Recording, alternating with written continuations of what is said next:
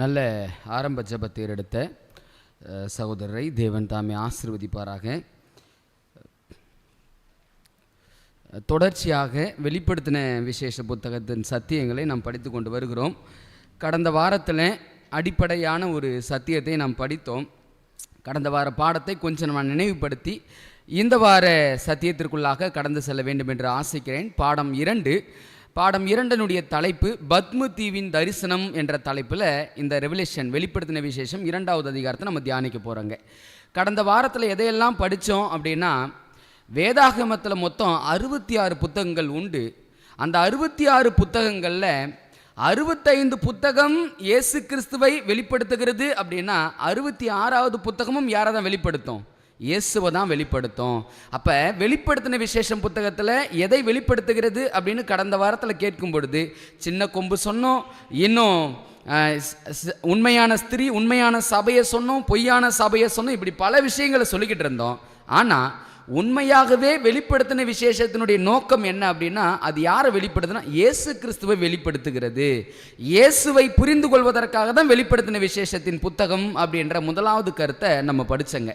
So 2வது கருத்தா, அப்படி இயேசு கிறிஸ்துவை வெளிப்படுத்துகிற இந்த வேதாகம புத்தகம் எப்படியாக அமைக்கப்பட்டிருக்கிறது அப்படின்னு சொல்லும்போது, கயாஸ்மிக் என்ற முறையில் அது அமைக்கப்பட்டிருக்கிறது, கண்ணாடி பிரதிபலிப்பு என்ற முறையில் அமைக்கப்பட்டிருக்கிறது அப்படின்றத பார்த்தோம். என்ன அர்த்தம்? மொத்தமாகவே இந்த வெளிப்படுத்தின விசேஷம் புத்தகத்தில் 8 சம்பவங்கள் தான் இருக்குது. அந்த 8 சம்பவங்களை 4 ஜோடியாக பிரிக்க முடியும். அந்த 4 ஜோடியின் சம்பவங்கள் தான் 8 சம்பவங்கள் தான் வெளிப்படுத்தின விசேஷத்தினுடைய மொத்த சம்பவமே. இந்த 8 சம்பவங்களை நாம் புரிந்து கொண்டால் நாமும் நம்முடைய ஆவிக்குரிய வாழ்க்கையும் சற்று மேம்படும் என்ற காரியத்தை கடந்த வாரத்தில் படித்தோம். அதுலேயும் முக்கியமாக இன்னைக்கு பெரும்பாலான தவறான உபதேசங்கள், வெளியிலையா இருந்தாலும் சரி, திருச்சபைக்குள்ளையா இருந்தாலும் சரி, பெரும்பாலான தவறான உபதேசங்கள் எங்கிருந்து பிறக்கிறது அப்படின்னா இந்த வெளிப்படுத்தின விசேஷ புத்தகத்தில் இருந்து தான். எப்படி அப்படி என்பதை ஒரு கணம் நான் உங்களுக்கு அதை சொல்லணும்னு நினைக்கிறேன். கிருபையின் காலம் முடிவதற்கு முன்பதாக நடைபெறுகிற சம்பவத்தை கொண்டு வந்து கிருபையின் காலத்துக்கு பின்னாடி நடக்கிற காரியத்துக்கு பொருத்துவாங்க. கிருபையின் காலம் முடிந்ததுக்கு பிறகாக நடக்கிற சம்பவங்களை கொண்டு வந்து கிருபையின் காலம் முன்னாடி நடக்கிறதுக்கு முன்னாடி வந்து பொருத்துவாங்க. ஸோ இந்த தவறான முறை இந்த வெளிப்படுத்தின விசேஷ புத்தகத்தில் கையாளக்கூடாது என்பதற்காக தான் ஆண்டவர் தெளிவாக இந்த கண்ணாடி பிரதிபலிப்பு என்ற முறையை இந்த வெளிப்படுத்தின விசேஷ புத்தகத்துக்கு கொடுத்திருக்கிறார். ஸோ அதன் அடிப்படையில் பார்க்கும் பொழுது வெளிப்படுத்தின விசேஷ புத்தகத்தில் கிருபையின் காலம் முடிவதற்கு முன்பதாக என்னென்ன சம்பவங்கள் நடைபெறும், கிருபையின் காலம் முடிந்ததுக்கு பிறகாக என்னென்ன சம்பவங்கள் நடைபெறும் என்ற காரியத்தை கடந்த வாரத்தில் ஒரு லிஸ்ட் போட்டு படித்தோம். அதே போல தான் பாருங்கள், ஒவ்வொரு சம்பவத்தையும் படிக்க போகிறோம். இன்றைய தினத்தில் நம்ம என்ன செய்ய போகிறோம் அப்படின்னா, 1ஆம் அதிகாரத்திலையும் மீண்டுமாக ஒரு முன்னுரை பாடம் தான். அந்த முன்னுரை பாடத்தை தான் இந்த நாளில் நம்ம படிக்க இருக்கிறோம். அதுக்கு முன்னாடி ஒரு சிறிய அறிவிப்பு. நம்ம பிரகாசபுரம் செவன்த் அட்வென்டிஸ்ட் திருச்சபையிலிருந்து ஒரு எக்ஸாம் வைக்கிறாங்க அப்படின்னு சொல்லி ஒரு போன மாதத்தை நம்ம அறிவிப்பு கொடுத்துருந்தோம். மத்தேயு, மார்க், லூக்கா, யோவான் இந்த 4 புத்தகங்களிலும் இருந்து தேர்வு வைக்கிறாங்க. ஏப்ரல் 18ஆம் தேதி அந்த தேர்வு இருக்கிறது. ஸோ பாஸ்டர் ஒரு ரெக்வஸ்ட் பண்ணியிருந்தாங்க, நீங்கள் திருச்சபையில் அறிவிப்பு கொடுங்க, யாராவது அந்த தேர்வு எழுத பிரயாசப்படுகிற பிள்ளைகள் உடனடியாக அதுக்கான தகவலை கொடுத்தாங்க அப்படின்னா நாங்கள் அதை சேர்த்துக்குவோம், அப்படி இல்லைன்னா இந்த சேபத்தோடு நாங்கள் அதை க்ளோஸ் பண்ணுறோம் அப்படின்னு சொல்லியிருந்தாங்க. யாருக்காவது விருப்பம் இருக்குது அப்படின்னா நீங்கள் தகவல் தெரிவிங்க, பாஸ்டருக்கு தகவல் தெரிவிப்போம். அந்த எக்ஸாம் எழுதுவதற்கு ஆயத்தப்படுகிற பிள்ளைகளும் கர்த்தர் தாமே ஆசீர்வதிப்பாராக. வெளிப்படுத்தின விசேஷம் 1வது அதிகாரம். இந்த 1வது அதிகாரத்தில் வசனம் எங்கிருந்து வாசிக்க போகிறோம் அப்படின்னா 4வது வசனத்திலேருந்து வாசிக்க போகிறோம். முதல் 3 வசனங்களை போன வாரத்தில் வாசித்தோம். 4வது வசனத்திலேருந்து நான் வாசிக்க போகிறேன், கவனிங்களேன். யோவான் ஆசியாவில் உள்ள 7 சபைகளுக்கும் எழுதுகிறதாவது, இருக்கிறவரும் இருந்தவரும் வருகிறவருமானவராலும் அவருடைய சிங்காசனத்துக்கு முன்பாக இருக்கிற 7 ஆவிகளாலும் உண்மையுள்ள சாட்சியும் மரித்தோரிலிருந்து முதல் பிறந்தவரும் பூமியின் ராஜாக்களுக்கு அதிபதியுமாகிய இயேசு கிறிஸ்துவினால் உங்களுக்கு கிருபையும் சமாதானமும் உண்டாவதாக. இந்த வெளிப்படுத்தின விசேஷம் புத்தகம் அறிமுகமாகும் போது எப்படி அறிமுகமாகுது பாருங்க. 7 சபைகளுக்கு, ஆசியாவில் உள்ள 7 சபைகளுக்கு இந்த கடிதங்கள் 7 கடிதங்கள் எழுதப்படுகிறது. இப்போ ஆசியாவில் உள்ள 7 சபைகளுக்கு இந்த கடிதங்களை எழுதும் பொழுது இயேசு கிறிஸ்துவை அறிமுகப்படுத்துறாங்க. எப்படி அறிமுகப்படுத்துறாங்க? வசனம் 5 பாருங்க. உண்மையுள்ள சாட்சி, மரித்தோரிலிருந்து முதல் பிறந்தவரும் பூமியின் ராஜாக்களுக்கு அதிபதியுமாகிய அப்போ என்ன விஷயத்தை இதிலிருந்து புரிஞ்சிக்க முடியுது அப்படின்னா, இந்த உலகம் யாருடைய கட்டுப்பாட்டில் இருக்குது? தேவனுடைய கட்டுப்பாட்டில் இருக்குதுங்க. அதனால தான் வார்த்தை வருது, பூமியில் உள்ள ராஜாக்களுக்கெல்லாம் அதிபதி யாரு? இயேசு கிறிஸ்து. அவருடைய கட்டுப்பாட்டில் தான் இன்னும் இந்த உலகம் இருந்து கொண்டிருக்கிறது. அவருடைய கட்டுப்பாட்டில் தான் ராஜாக்கள் இயங்கிக் கொண்டிருக்கிறாங்க. அவருடைய கட்டுப்பாட்டில் தான் ராஜ்யங்கள் இயங்கிக் கொண்டிருக்கிறது.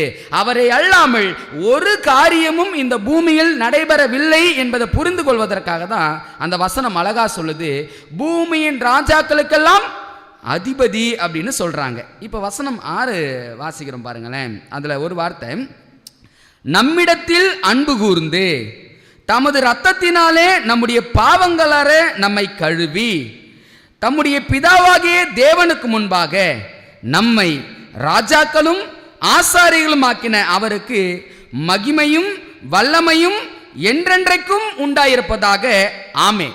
ஒரு அருமையான வார்த்தையை சொல்றாங்க. நம்ம பெரும்பாலும் நம்மை பாவி பாவி என்று நம்மை தரம் தாழ்த்தி கொண்டே இருக்கிற சூழ்நிலையில் யோவான் சொல்றாரு, எப்பா உங்க பாவங்களார கழுவுகிறவர் ஒருவர் உண்டு.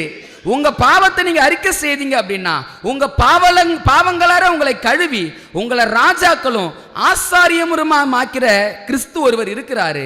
உங்க பாவங்களை அறிக்கை செஞ்சீங்க அப்படின்னா உங்களை ராஜாவா மாத்துவாரு, உங்களை ஆசாரியர்களாகவும் அவர் மாற்றுகிறவராக இருக்கிறார் என்ற காரியத்தையும் அவர் சொல்கிறார்கள். 7வது வசனம், இதோ மேகங்களுடனே வருகிறார், கண்கள் யாவும் அவரை காணும், அவரை குத்தினவரும் அவரை காண்பார்கள், பூமியின் கோத்திரத்தால் எல்லோரும் அவரை பார்த்து புலம்புவார்கள், அப்படியே ஆகும் ஆமே. இந்த 7வது வசனம் இந்த ஸ்பெஷல் ரெசரக்ஷன். நம்முடைய திருச்சபையில் ஒரு உபதேசம் உண்டு, விசேஷித்த உயிர்த்தெழுதல். இந்த விசேஷித்த உயிர்த்தெழுதல் அப்படின்ற சப்ஜெக்ட் எங்கே வரும் அப்படின்னா, நீங்கள் வெளிப்படுத்தின விசேஷம் 14வது அதிகாரத்தில் நம்ம வாசிக்கும் போது முத்தூது இருக்குது பார்த்தீங்களா? அந்த முத்தூதுவை விசுவாசித்து முத்தூதுவின் சத்தியத்திற்காக தங்களை ஒப்படைத்தவர்கள் விசேஷித்த உயிர்த்தெழுதலை எழுந்திருப்பாங்க. அந்த விசேஷித்த உயிர்த்தெழுதலை எழுந்திருக்கும் பொழுது தேவன் ஒரு கூட்டத்தையும் அந்த நேரத்தில் உயிர்த்தெழுப்ப பண்றார். அந்த கூட்டம் யார் அப்படின்னா, கிறிஸ்துவை குத்தினவர்கள். எதற்காக இவர்கள் எழுப்பப்படுகிறார்கள் அப்படின்னா, தேவஜனம் சத்தியத்துக்காக உபத்திரவத்தையும் வேதனையும் இந்த பூமியில் அனுபவிச்சாங்க. இவர்களுக்கு என்ன பலன் கிடைக்கிறது என்பதை பார்க்கும்படியாக அந்த துன்மார்க்கத்தின் கூட்டத்தை பரலோகத்தின் தேவன் என்ன செய்யறாருன்னா உயிர்த்தெழ செல்றார். அதுதான் 7வது வாக்கியம். தானியேல் 12வது அதிகாரத்திலும் அந்த ஸ்பெஷல் ரிசரக்ஷனை குறித்து நம்ம படிக்க முடியும். 22வது அதிகாரம் வரும்போது அதை குறித்து இன்னும் கொஞ்சம் டீப்பாக படிப்போங்க.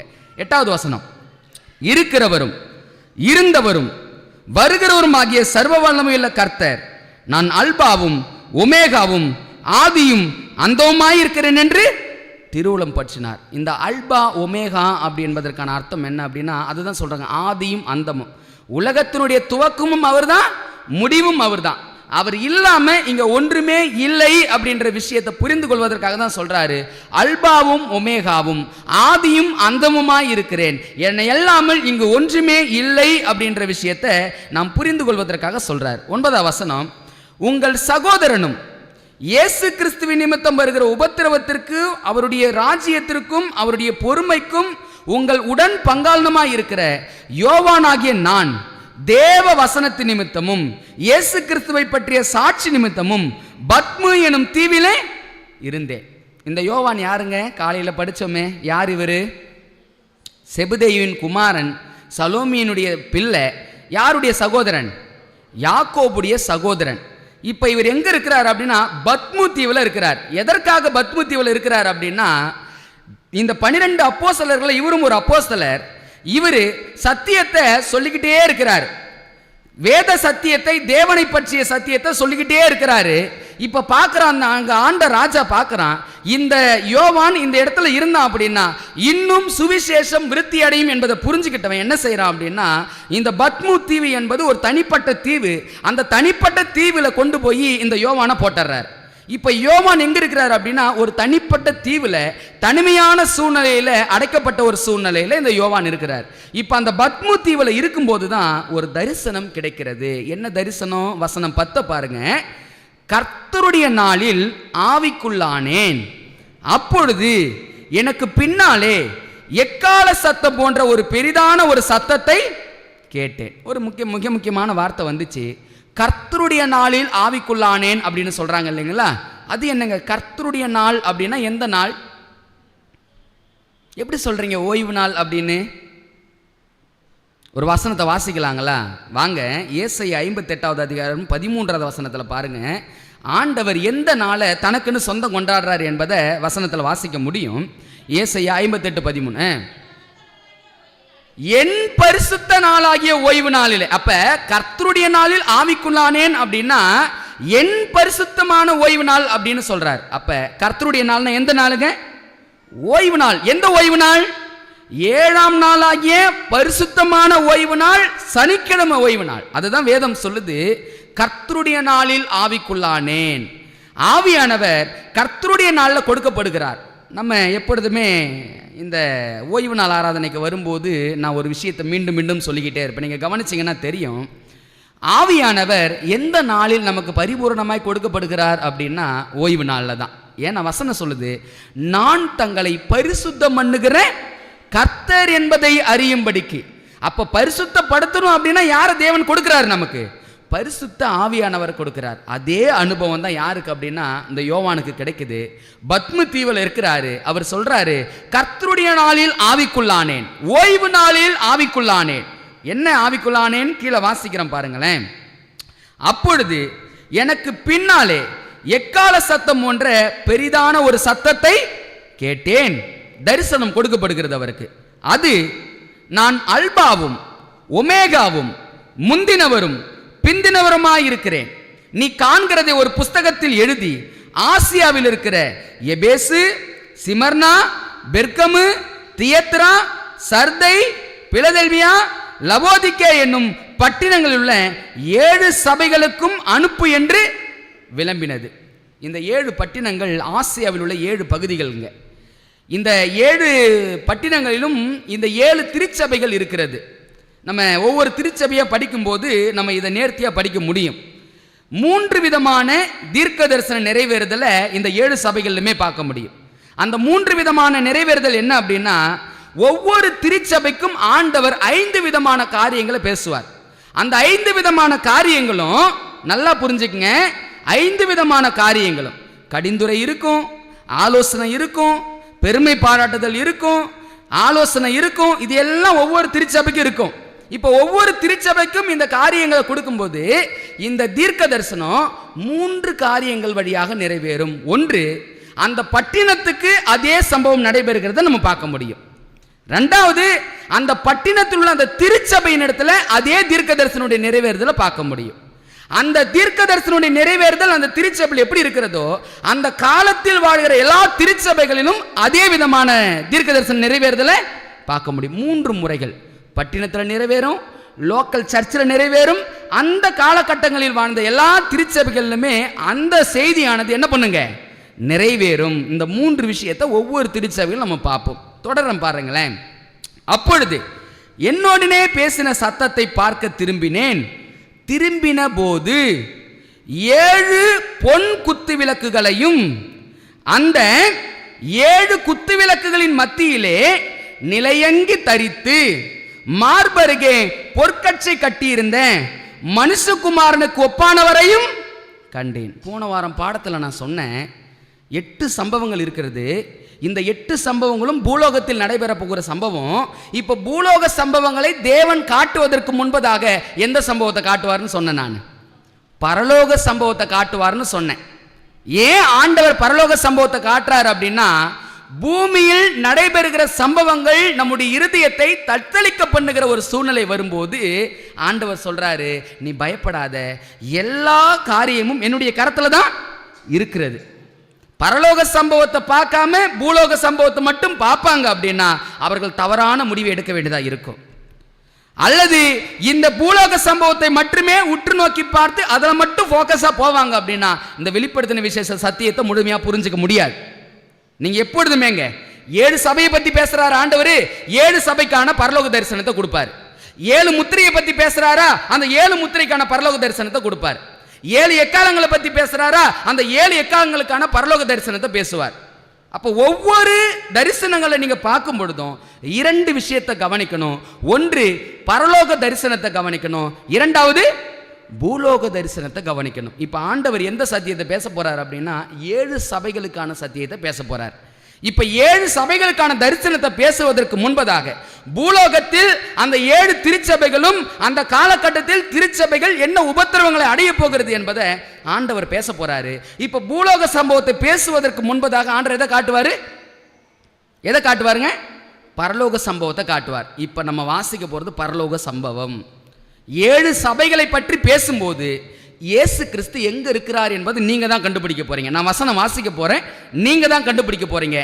7 சபைகளை பற்றி பேசும்போது இயேசு கிறிஸ்து எங்க இருக்கிறார்னு பாருங்க. நான் வசனத்தை மீண்டும் வாசிக்கிறேன். வசனம் 12 இருந்தே வாசிக்கிறேன். அப்பொழுது என்னுடனே பேசின சத்தத்தை பார்க்க திரும்பினேன்.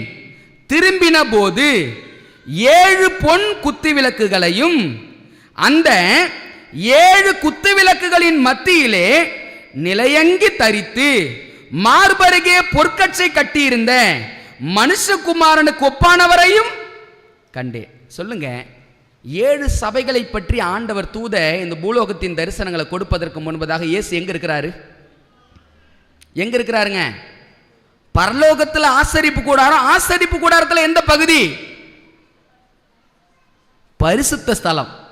ஏன்னா இங்க சொல்லுகிற ஒவ்வொரு வார்த்தையும் கவனிங்க. 7 பொன் குத்து விளக்கு எங்க இருக்கும்? பரிசுத்த ஸ்தலத்தில் எந்த இடத்துல இருக்கும்? முதலாவதாகவே அதுதான் இருக்கும். பொன் குத்த விளக்கு, சமூகத்தப்ப மேசை, தூபபீடம், 3 பொருட்கள். இப்ப இந்த 7 சபைகளுக்கான செய்தியை தேவன் கொடுக்கும்போது ஆசரிப்பு கூடாரத்தில் பரிசுத்த ஸ்தலத்தில் நிற்கிறார். இயேசு கிறிஸ்து எப்பங்க பரிசுத்த ஸ்தலத்துக்கு ஏறி போனாரு? எப்ப? எந்த வருஷம் ஞாபகம் இருக்குதுங்களா? ஆஃப்டர் AD 31 பிறகு. என்னன்னா, கிறிஸ்துவானவர் இந்த பூமியில் மரித்த மாத்திரத்தில் 40 நாள் சீஷர்களோடு இருந்த எல்லா காரியங்களும் ஒழுங்குபடுத்திட்டு எங்கே போனார்? பரலோகத்துக்கு போனார். பரலோகத்துக்கு எங்கே போனார் என்பதுதான் வசனம் சொல்லுது. அவர் ஆசரிப்பு கூடாரத்தில் பரிசுத்த ஸ்தல ஊழியத்தை செய்யும்படியாக பிரவேசித்தார். எனக்கு ஒரு கேள்வி வந்துச்சு. அந்த கேள்வி என்ன அப்படின்னா, இயேசுவை ஆசரிப்பு கூடாரத்தில் பரிசுத்த ஸ்தலத்தில் காட்டுது சரிதான். ஆனால் இங்கே மிக முக்கியமான சில சிம்பிள்ஸ் வேதாகமம் காட்டுது பாருங்க. அந்த சிம்பிள்ஸ் என்னன்னு பாருங்க. வசனத்தை நான் வாசிக்கிறேன். 13. அந்த 7 குத்துவிளக்குகள் மத்தியிலே நிலையங்கி தரித்து. இதில் அந்த படம் சரியாக வரல. இதில் இருக்குது பார்த்தீங்களா? இந்த படம் கிடையாது, சும்மா ஒரு இது உதாரணத்துக்காக போட்டிருக்கிறாங்க. அந்த வார்த்தையை கவனிங்க. 7 குத்துவிளக்குகள் மத்தியிலே நிலையங்கி தரித்து மார்கருகே பொற்கச்சை கட்டியிருந்த மனுஷகுமாரனுக்கு ஒப்பானவரையும். இப்ப ஜீசஸ் இயேசு ஏதோ ஒரு உடை அணிஞ்சிருக்கிறாரு. யாருடைய உடை அது? ஆசாரியனுடைய உடை. அப்ப என்ன சொல்றாரு அப்படின்னா, உலகத்துல பூலோகத்தில் அவருடைய பிள்ளைகளுக்கு ஒரு செய்தியை சொல்றாரு. 7 திருச்சபைகளுடைய சம்பவம் நடைபெற போகிறது. அந்த 7 திருச்சபைகளுடைய சம்பவங்கள் நடைபெறுகிற பொழுது பூமியில அவருடைய திருச்சபை என்னென்ன பாதிப்பை சந்திக்கப்பட போகிறது, என்னென்ன விளைவுகளை சந்திக்கப்பட போகிறது என்பதை ஆண்டவர் சொல்ல போறாரு. சொல்றதுக்கு முன்னாடி சொல்றாரு, நீ கவலைப்படாத, உனக்காக ஆசரிப்பு கூடாரத்தில் நான் ஆசாரியனா நிக்கிறேன். நீ ஒன்னும் கவலைப்பட வேண்டிய அவசியம் இல்லை. இந்த பூமியில நடைபெறுகிற சம்பவங்களை குறித்து நீ கவலைப்படாத. உனக்காக நான் எங்க இருக்கிறேன்? ஆசரிப்பு கூடாரத்தில் பரிசுத்த ஸ்தலத்தில் என்ன வேலையை செய்ய ஆரம்பிச்சிட்டாரு? ஆசாரிய வேலையை செய்ய ஆரம்பிச்சிட்டாரு. அப்ப என்ன அர்த்தம் அப்படின்னா, 7 திருச்சபைகளுக்கான செய்தி வருது. அந்த 7 திருச்சபைகளுக்கான செய்தி கொடுப்பதற்கு முன்பதாக இயேசு கிறிஸ்து அவர் ஆலயத்தில் இருக்கிறாரு, ஆசாரியனா இருக்கிறாரு. அந்த ஆசாரியன் நமக்காக அங்க வேலை செய்கிறபடினால இந்த பூலோகத்தின் சம்பவங்களை குறித்து நம்ம கவலைப்பட வேண்டிய அவசியம் இல்லை. தொடர்ந்து வாசிக்க போறேன். இப்ப அந்த ஆசரிப்பு கூடாரத்தில் எந்த பகுதியில் இருக்கிறாருன்னு தெரிஞ்சிச்சிங்களா? எந்த பகுதியில் இருக்கிறாரு? 7 சபைகளை பத்தி பேசும்போது எந்த பகுதியில் இருக்கிறாரு? பரிசுத்த ஸ்தலம். அதே போலதான் 7 முத்திரையை நம்ம படிக்கும் போதும் இயேசு கிறிஸ்து எந்த பகுதியில் இருக்கிறாருன்னு பார்க்கணும். 7 எக்காலங்களை படிக்கும் போதும் இயேசு கிறிஸ்து எந்த பகுதியில் இருக்கிறாருன்னு பார்க்கணும். ஒவ்வொரு தரிசனத்திலையும் இயேசு ஆசரிப்பு கூடாரத்தில் எங்க இருக்கிறாருன்னு நம்ம பார்த்துக்கிட்டே வரணும். ஏன் பார்த்துக்கிட்டே வரணும் அப்படின்னா, இன்னைக்கு இயேசு எங்க இருக்கிறாருன்னு நமக்கு தெரியணும். அப்படின்னா ஆரம்பத்திலிருந்து அவர் வருகிற வழியை நம்ம புரிஞ்சுக்கணும். அடுத்த காரியத்துக்கு நான் கடந்து போறேன். இப்ப பாருங்களேன், இயேசு கிறிஸ்து ஆசரிப்பு கூடார பரிசுத்த ஸ்தலத்தில் இருக்கிறார். இப்ப ஒரு தரிசனம் மீண்டுமாக வருது. அந்த தரிசனம் என்னன்னு பாருங்க. வசனம் 13, 14. அவருடைய சிரசும் மயிரும் வெண்பஞ்சியை போலவும் உறைந்த மழையைப் போலவும் வெண்மையாய் இருந்தது. அடுத்த வார்த்தையை கவனிங்க. அவருடைய கண்கள் அக்கினி ஜுவாலையைப் போல் இருந்தது.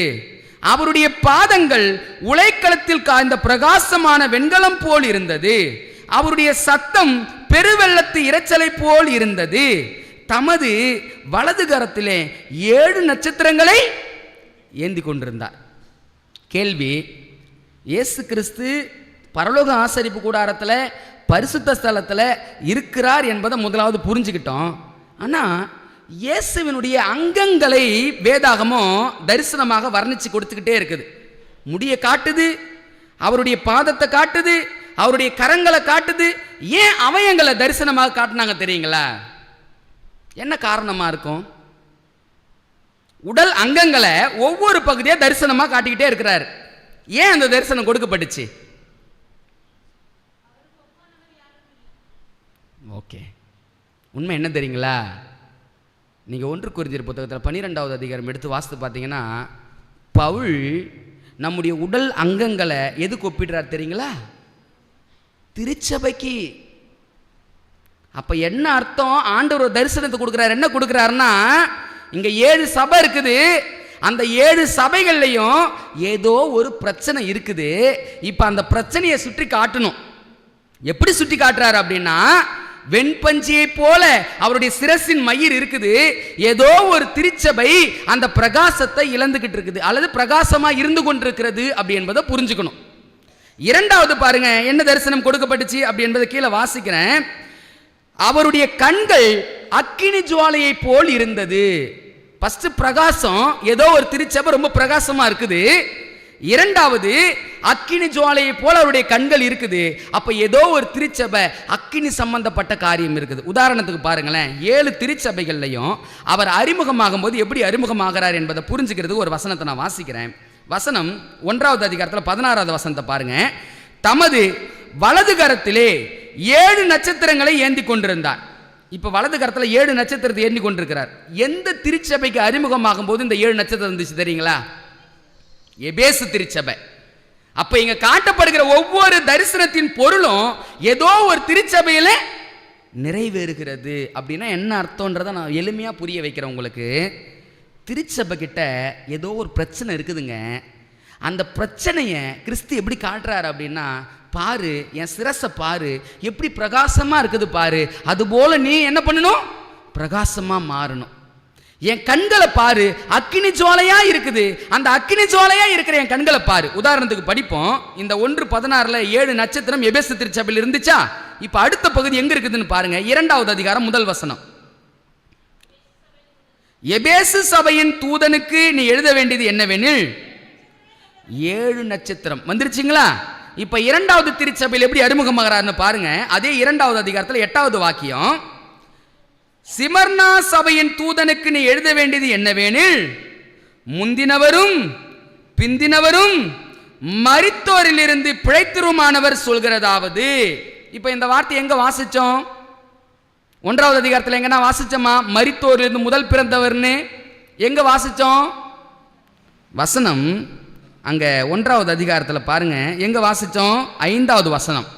உண்மையுள்ள சாட்சியும் மரித்தோரிலிருந்து. அப்ப சிமர்னா திருச்சபை மரித்தோரிலிருந்து பிழைக்கணும். இதே போலதான் பாருங்க, ஒவ்வொரு திருச்சபைக்கும் ஆண்டவர் ஒவ்வொரு தரிசனத்தை கொடுக்கிறாரு.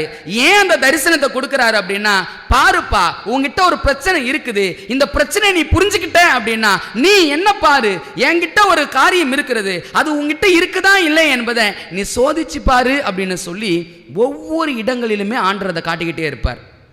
2வது அதிகாரத்தில் 12வது வசனம் பாருங்க. பெர்கமு திருச்சபைக்கு எப்படி அறிமுகமாகிறார்னு. பெர்கமு சபையின் தூதனுக்கு நீ எழுத வேண்டியது என்னவெனில் இருபுறமும் கருக்குள்ள பட்டயத்தை உடையவர் சொல்கிறதாவது. அப்ப இருபுறம் கருக்குள்ள பட்டயம் அப்படின்னு அறிமுகமாகிறார். ஒவ்வொரு திருச்சபைகளிலுமே இந்த விதமான தரிசனத்தை நம்மால் என்ன பண்ண முடியும்? தெளிவாய் பார்க்க முடியும். இது ஏன் இந்த விதமான தரிசனத்தை ஆண்டவர் கொடுக்கிறாரு? காரணம் என்ன அப்படின்னா, என்கிட்ட ஒரு குணலட்சணம் இருக்குது, இப்போ அந்த குணலட்சணம் உங்ககிட்ட இல்லைப்பா. நான் ஏன் உங்ககிட்ட அறிமுகம் ஆகிறேன் அப்படின்னா, உங்ககிட்ட இல்லாத ஒரு விஷயத்தை நான் உனக்கு கொடுக்கணும்னு நினைக்கிறேன்.